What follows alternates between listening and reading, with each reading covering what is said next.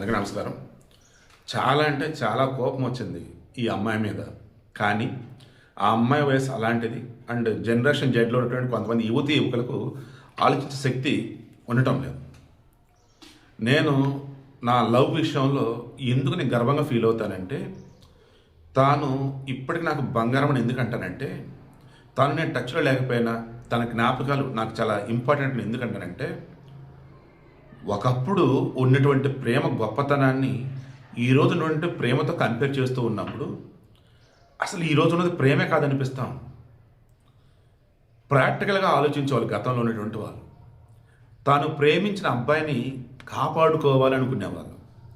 పెళ్ళి అయితే సంతోషం ఉండగలమా లేదా, పెళ్ళి కానప్పుడు వాడికి ఏ ఇబ్బంది లేకుండా ఉండగలదా లేదా, ఇలా చూసేవాళ్ళు. మేము సంతోషంగా లైఫ్ లీడ్ చేస్తున్న మూమెంట్లోనే వాళ్ళ ఇంట్లో చెప్పటం, మా ఇంట్లో చెప్పటం, మా ఇంట్లో ఒప్పుకున్నారు, వాళ్ళ ఇంట్లో ఒప్పుకోలేదు. ఆ తర్వాత ఇక లైఫ్ ఏంటి అన్నప్పుడు నువ్వు లేదు నేను లేనని ఆ అమ్మాయి అంది. నేను అలాగే అన్నా. బట్ అవతల సైడ్ వచ్చేసి అయితే వాళ్ళ నాన్న చనిపోయేలాగా ఉన్నాడు, కాదకూడదని ఇంటి నుంచి వచ్చి నన్ను కనుక పెళ్లి చేసుకుంటే జర్రాని ఘోరాలు ఎన్నో జరిగేలా ఉన్నాయి. ఇక ప్రాక్టికల్గా ఆలోచించింది, నువ్వేం చెప్తే నాకు ఇష్టమే, ఏం చేద్దాం చెప్పానంది.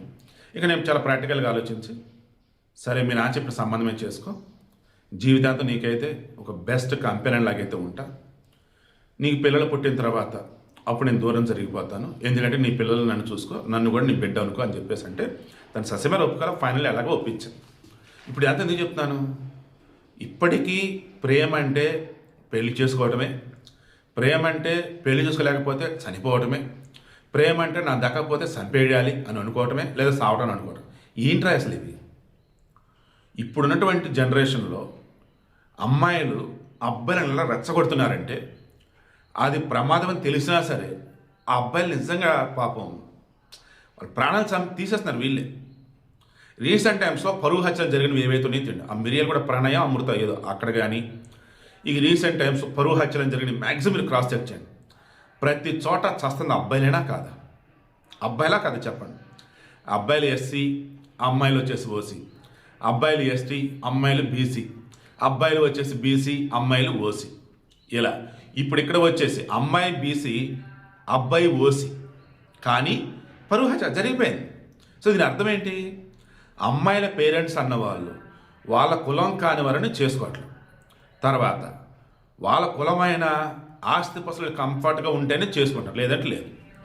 అమ్మాయిలు మీకు దండం పెడతా తల్లే, అబ్బాయిలని అనవసరంగా మీ ప్రేమలోకి దింపి, లేదు వాడు మిమ్మల్ని ప్రేమలోకి దింపినా ముందు వెనక అంతా క్రాస్ చెక్ చేసుకొని ముందుకు సాగండి తప్ప, లేదంటే ప్రేమ వద్దు ఏమొద్దు, ఫ్రెండ్స్ కూడా ఉండి అసలు ఏం లేదంటే వాడేవాడు మీరెవరు.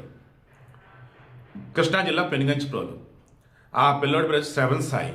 ఆ పిల్లోడికి అమ్మ నాన్న లేరు, అంటే చనిపోయారో లేదంటే పాపం ఇంకెలానో ఈ పిల్లోడు అక్కడు. ఈ పిల్లోడిని వాళ్ళ పెదనాన్న తీసుకొచ్చి మన సాంగారెడ్డి అంటే మన హైదరాబాద్ అవుట్స్కర్ట్స్ అమీన్పూర్ ఆడుండి చదువుకుంటూ ఉన్నాడు. ఆ పక్కన బీరంగూడ. ఈ బీరంగూడలో ప్రసాద్ సిరి దంపతులకు బిడ్డ శ్రీజ. ఈ శ్రీజ ఈ శ్రావణ్ సాయి 10వ తరగతిలో కలిసి చదువుకున్నారు. ఇద్దరి మధ్య స్నేహం కాస్త తెలిసి యూనివర్సిటీ ప్రేమగా మారింది. ఆ తర్వాత ఇంటర్, ఆ తర్వాత ఇంజనీరింగ్ ఎవరో అక్కడ చదువుకుంటున్నారు. ఈ పిల్లోడు కుత్బుల్లాపూర్లో రూమ్ తీసుకుని ఉంటూ మైసమ్మగూడలో కాలేజీలో ఇంజనీరింగ్ చదువుతూ ఉన్నాడు. ఈ పిల్లోడు పెద్దన ఉండేది ఎక్కడెక్కడ అమీన్పూర్, ఈ అమ్మాయి ఉండేది బీరంగూడ. ఈ అమ్మాయి కూడా వేరే చోట చదువుకుంటుంది. అయితే ఈ అమ్మాయికి శ్రావణ్కి మధ్య లవ్ నడుస్తుందని చెప్పేసి ఈ అమ్మాయిల ఇంట్లో తెలిసింది. అంటే నాకు తెలిసి 10వ తరగతి కలిసి చదువుకున్నారన్నప్పుడు ఫ్యామిలీస్ కూడా తెలిసి ఉంటారు. ఈ పిల్లడు తల్లిదండ్రులు లేరు, వాళ్ళ పెదాన్ దగ్గర ఉంటున్నాడు అని చెప్పేసి ఇక వద్దనుకున్నారు. ట్విస్ట్ ఏంటంటే ఆ పిల్లడికి ఆస్తి కూడా బాగానే ఉంది, 20 ఎకరాల పైగా పొలం కూడా ఉందట. 20 ఎకరాల పైగా పొలం అంటే చాలా గట్టిగానే ఉన్నట్టు ఆస్తి కూడా. బట్ అమ్మాయిల పేరెంట్స్ మాత్రం సస్యమేర అనుకున్నారు. ఆ అమ్మాయికి చెప్పారు, లేదు నాకు వాడే కావాలని. ఆ పిల్లోడికి చెప్పారు, ఓకే అంకుల్ అట్టయితే నా ధర నేను చూసుకుంటా అన్నాడు. మరి ఏమన్నాడంటే మనకు తెలియదు. ఆ పిల్లోడు వాళ్ళ పెదనాన్న చెప్పడం ఏంటంటే, మా అబ్బాయి ఆ అమ్మాయి జోలికి పోవట్లా, మా పిల్లోడు వాళ్ళ కాలేజీలో రెగ్యులర్గా చదువుకుంటున్నాడు. ఈలోపు ఆ అమ్మాయే మా పిల్లోడు కాలేజీ దగ్గరికి పోయి పదే వాడిని రెచ్చగొట్టింది. ఏ రకంగా? నన్ను వచ్చి పెళ్లి చేసుకో, నన్ను వచ్చి మా ఇంట్లో అడుగు, నాకు వేరేతో పెళ్లి చేస్తున్నారు, నేను బతకను, నువ్వు లేకపోతే అదినేది అంటూ ఉంటే ఇక అప్పుడు మా వాడు ఇక వీళ్ళతో మాట్లాడాలని అనుకోవటం.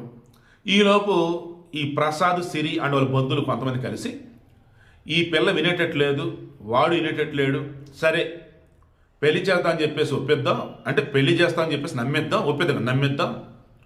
వచ్చిన తర్వాత బుద్ధి చూద్దాం అని చెప్పేసి అనుకున్నారు. బుద్ధి చూసిన తర్వాత కొడదాం అనుకున్నారు. అలా మొన్న మంగళవారం రోజు ఆ పిల్లోడిని పిలిపించారు. సాయంత్రం ఇంటికి వెళ్ళాడు. వెళ్ళి అలాగానే డోర్లు వేసి ఆ పిల్లోడికి ముసుగేసి ఘోరంగా కొట్టారు. ఎవరు? ఈ పిల్లోళ్ళ అమ్మ నాన్న ఇద్దరు కలిసి క్రికెట్ బ్యాట్లతో కొట్టారంట. ఆ అబ్బాయి స్పృహ కోల్పోవటం కావచ్చు, లేదన్నప్పుడు దెబ్బలు తగిలిండి. ఎంత దారుణం అంటే ఆ రాత్రి, అంటే మంగళవారం బుధవారం ఆ మధ్యలో రాత్రి అంతా ఆ పిల్లని కొడుతూనే ఉన్నారు. ఆడు పేరేంటి, దర్శన తన లవరు రెండో భార్య,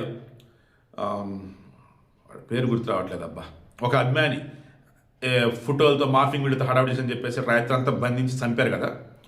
ఆ రాత్రంతా ఎంత ఘోరంగా అయితే హెరాస్ చేసి చంపారో అలా ఈ పిల్లలు రాత్రంతా కొడుతూనే ఉన్నారు. ఇక ఎర్లీ మార్నింగ్ స్పృహ కోల్పోయేసరికి భయం వేసి ఆసుపత్రి పట్టుకొచ్చారు. డాక్టర్ చూసి చనిపోయాడయ్యా ఇప్పటికే అన్నారు. ఇక అప్పుడు పోలీసులు తెలియటం, ఇలా ఒక పిల్లడు పెదనాన్న రావటం, క్రాస్ చెక్ చేస్తే పెళ్లి చేస్తానని నమ్మించి ఘోరం కొట్టి చంపేశారు. ఈ మొత్తం ఎపిసోడ్లో బుద్ధి బుర్ర జ్ఞానం లేకుండా ఉన్నది ఎవరు? అమ్మాయా కాదా? నేను మరలా చెప్తాను, అమ్మాయి ఇప్పుడు బాధలో ఉండొచ్చు, లవర్ చనిపోయిన బాధలో ఉండొచ్చు. మొన్న బీహారా ఎక్కడ, మధ్యప్రదేశ్, ఉత్తరప్రదేశ్ ఎక్కడో ఇలాగే పరువు హత్య, ఆ పిల్లోడిని ఘోరంగా చంపారు. బట్ ఆ పిల్లోడు డెడ్ బాడీతోనే తాళి కట్టించుకుని వాళ్ళ పిల్లోడల అమ్మ నాన్నతో ఈ పిల్ల ఉండిపోయింది. అది ఇక్కడ వర్కౌట్ అవుతుంది. మీరు చెప్పండి. దండం పెడుతున్న అమ్మాయిలు ఈ జనరేషన్ ఉన్నటువంటి మీకు ఎమోషన్స్ కంట్రోల్ చేసుకోలేకపోతున్నారు, ప్రాక్టికల్గా ఆలోచించలేకపోతున్నారు. దానివల్ల అబ్బాయి జీవితం నాశనమైంది. అరే అబ్బాయిలు మీకు కూడా చెబుతున్నాను రా, అరే ప్రేమ అంటే మనం ప్రేమించిన అమ్మాయిని సంతోషంగా ఉంచడం రా. ప్రేమ అంటే మనం ఎక్కడున్నా సంతోషంగా ఉంటూ మన ప్రేమించిన అమ్మాయికి ఒక ధైర్యంగా ఉండటం రా. అంతే తప్ప ఆ అమ్మాయి నాకు, ఆ అబ్బాయి నాకు, మేమిద్దరమే, మేము మేజర్లు, మమ్మల్ని ఎవరు పీకలేరు అని అనుకుంటూ ఉంటే చనిపోవటం తప్ప ఇక వేరేది లేదురా. చనిపోవటం అంటే ఆత్మహత్య కాదు అనేది, చంపేస్తారా. ఆత్మహత్య చేసుకోవద్దురా. అలా అని చెప్పేసి పెద్దలు ఎదిరించి ప్రేమ పెళ్ళి అన్నప్పుడు అది వర్కౌట్ అవ్వదురా. మీ కల మీరు నిలబడి సొసైటీలో గొప్ప పొజిషన్లో ఉన్నాం, ఇదిగో మా పొజిషన్ ఇది, ఇప్పుడు కూడా మీరు మా పెళ్ళికి ఒప్పుకోవట్లేదంటే దండం పెడతాం, నేను అసలు ఇక్కడ ఉన్నాం, ఎవరు కనపడం, మేము దూరం వెళ్ళి బతికేస్తాం, ప్లీజ్ అర్థం చేసుకోండి అని చెప్పేసి చెప్పండి. అది నువ్వు చెప్పదు, మళ్ళీ వాళ్ళ ఇంట్లో ఆ అమ్మాయి చెప్పింది నీ ఇంట్లో నువ్వు చెప్పు.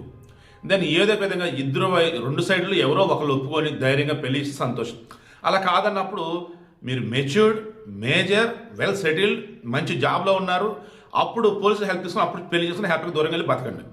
అంతేగాని మేము అసలు మేజర్లో, మా దగ్గర డబ్బు ఉంది, మాకు తిరుగులేదు, వెల్ జాబ్ వద్దని అనుకుంటూ మళ్ళీ వాళ్ళ దగ్గర తిరుగుతున్నారు అనుకో, వాళ్ళు ఓకేరా, చుట్టుపక్కల వాళ్ళు ఊరుకోరరా. ఆ మిర్యాలగూడలో అలాగే జరిగింది.